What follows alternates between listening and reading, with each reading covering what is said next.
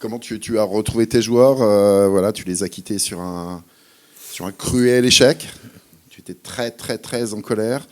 Comment tu les as retrouvés? Et est-ce que d'entrée, cette colère, tu l'as de nouveau fait entendre au sein du vestiaire? On n'en a plus parlé, mais tout le monde le sait. Je pense que, un peu comme tout, ouais, c'est la première fois où je la prenais pas pour moi et ça peut un peu marquer. Donc, il y avait certes pas de grand sourire, mais par contre, l'état d'esprit a été vraiment très bon toute la semaine. Tu les as retrouvés frais, Oui, avec de l'envie, avec de l'appétit? oui, physiquement, vraiment, vraiment bien. Je pense que vous avez eu Abdou, justement, et je pense que c'est un bon révélateur du bien qu'a pu faire la trêve, qui commençait à être fatigué avec l'enchaînement de ses matchs et la sélection, et qui me fait vraiment une très belle semaine d'entraînement. Donc, comme c'est de ceux qui portent le groupe, forcément, ça donne de l'énergie à tout le monde. Est-ce que tu as décidé de changer des choses au quotidien, comme par exemple, je sais pas, resserrer le groupe, parce qu'on sait que ce groupe est très, voilà, en termes de quantité, il est très large, Mm. mais on sait aussi que voilà, là, vous basculez sur les 5 derniers mois, que la situation est compliquée, il faut peut-être tenter des choses et peut-être travailler avec un groupe un petit peu plus resserré. Alors ça oblige à mettre des joueurs de côté, mais Voilà. est-ce que c'est une solution? Pour moi, c'est très important pour pouvoir créer une cohésion. Après, il y a deux choses qui sont difficiles. Déjà, comme je l'ai dit, la grippe est passée par là, donc ça donne beaucoup d'inconnus. Et après, il y a la partie humaine, où écarter des joueurs que, comme je le dis, à un moment, le club les a voulu, c'est difficile. Alors c'est vrai que c'est moi que ça met en difficulté, mais c'est aussi le groupe. Mais je pense que ça devra absolument passer par là pour pouvoir créer une identité plus définie de l'équipe et qu'ils se sentent vraiment, qu'ils aient ce sentiment d'appartenance à ce groupe. C'est à faire dès maintenant ou puisque ce mois de janvier est un mois de mercato, sans doute de mouvement, est-ce que tu vas attendre la fin du mercato pour justement resserrer ce groupe?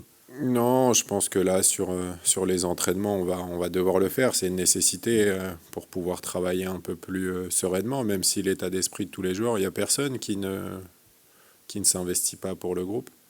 Non, on a compris que Mais certains joueurs ne travailler la tactique joueraient pas. avec autant de joueurs, c'est compliqué et les joueurs en ont besoin. Donc voilà, ça peut pour certains paraître cruel et long, forcément, quand on joue pas. Mais quand on est coach, on est obligé de faire ce choix pour le bien du groupe. Ce mois de janvier, tu l'appréhendes comment? Alors, en dehors du calendrier, les mouvements ont déjà débuté puisque Steven Goura est Mm. parti en Belgique. Comment tu vas le gérer? Comment tu l'appréhendes ce mois où chaque jour il peut y avoir d'abord des départs et on souhaite des arrivées? Ouais, en fait, c'est toujours dur, humainement, de perdre un joueur parce que malgré tout, on passe beaucoup de temps ensemble. Donc, on s'attache aux joueurs et quand ils partent, c'est difficile.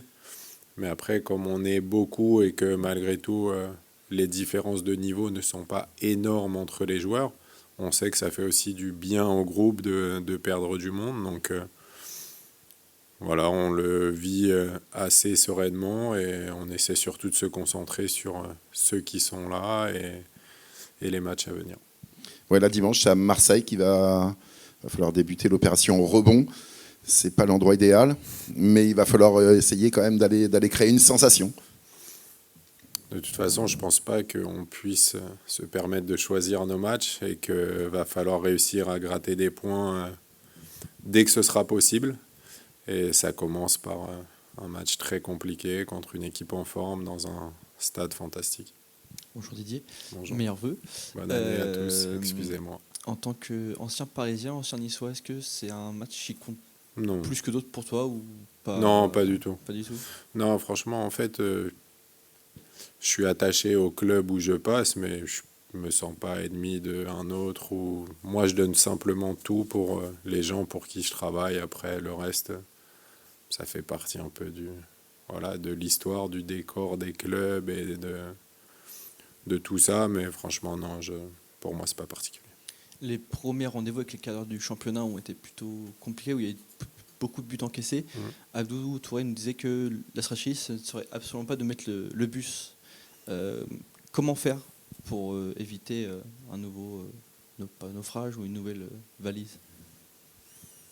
Bah, faut être prêt tactiquement et il faut jouer aussi tous nos coups à fond. On sait que des fois, il faut très peu de cartouches pour l'adversaire pour réussir à nous marquer des buts. Donc on ne peut pas tout miser là-dessus et espérer que ça suffise parce que sur un coup du sort, on peut éventuellement... Donc va surtout falloir croire en nous et jouer aussi tous nos coups à fond. Je pense que la confiance doit y être pour beaucoup aussi. J'ai une petite question pour Oussama. Il arrive en fin de contrat. Si jamais les négociations venaient à échouer, est-ce qu'on a un risque de le voir écarté du groupe comme Étienne ou pas? Non, parce que c'est différent. Il a une année en option, donc il n'est pas réellement en fin de contrat, non. Okay. Merci. Bonjour Didier, bonne Bonjour. année. Merci. Un mot sur l'OM, qui est une équipe qui est assez énervée depuis leur défaite contre Auxerre au Vélodrome. Est-ce que ce match contre Auxerre, justement, c'est un match que vous avez spécialement ciblé pour voir comment une petite, entre guillemets, équipe arrive à battre l'OM, ou est-ce que vous vous focalisez sur vous uniquement par rapport à ce match-là? Oui et non, en fait on l'a analysé forcément, mais depuis il y a eu un changement de système de la part de Marseille, donc on ne peut pas espérer vraiment avoir le même type de match. Mais voilà, c'est plus voir un peu la manière qu'ils ont eu de jouer les coups offensifs et de croire en eux, puisque voilà, sur chaque occasion qu'ils ont eue, ils ont marqué, et on sait que ça fait la différence. Est-ce que sur quoi vous voulez vous appuyer, notamment vous voulez l'atout offensif ou défensif, je ne sais pas, l'atout numéro 1 en tout cas du HAC au Vélodrome, ce sera quoi? L'état d'esprit. À nouveau. À nouveau. C'est un mot qui ressort régulièrement. Et je voulais terminer sur le mercato. Donc on a eu le départ de Ngoura. On sait que le HAC a des soucis offensifs. C'est un peu paradoxal dans ce sens-là de voir partir un attaquant. Comment vous le voyez, vous, ce transfert?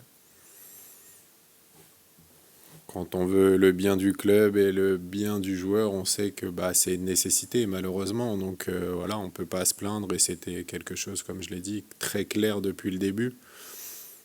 Donc même si on aimerait que Steve ait continué l'aventure avec nous, je pense que c'est bien pour lui, bien pour le club, et on a des joueurs qui devront prendre le relais. Après, Steve a fait des bonnes choses, mais il n'a pas marqué non plus. Donc voilà, je ne perds pas l'attaquant qui a mis 15 buts.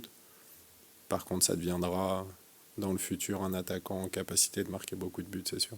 Qu'est-ce que vous espérez sur le dossier du mercato de ce mois de janvier, vous personnellement? Franchement, je me focalise sur ceux qui sont là. C'est franchement alimenter des choses où je vais plus frustrer ceux qui sont ici, qui vont le prendre pour eux, qui vont... Non, je veux qu'ils soient dans les meilleures conditions, qu'ils donnent tout.